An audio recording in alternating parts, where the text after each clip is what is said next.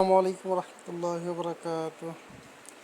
জিনিসটা কি, আমাদের এলাকায় এটাকে বলে বাদামি, বরিশালের মানুষ এটাকে বলে সুলম।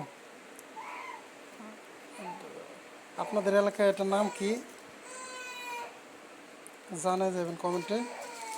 সেটা শুকনো মরিচ, পেঁয়াজ আর কিছু লবণ দিয়ে মা খাইলে সেই স্বাদ লাগে আমার কাছে, সেই স্বাদ।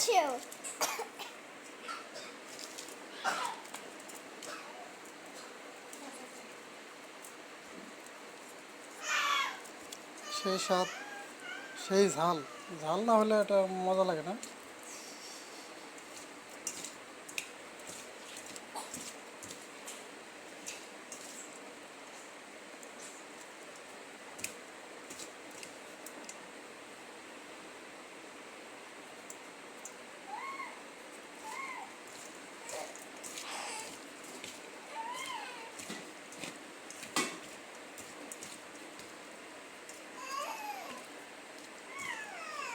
এখন কত সুন্দর, একটু খায় দেখি কীরকম আছে।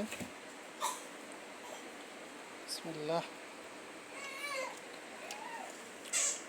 সেই স্বাদ, সেই স্বাদ লাগতেছে আমার কাছে। এত স্বাদ লাগে কে?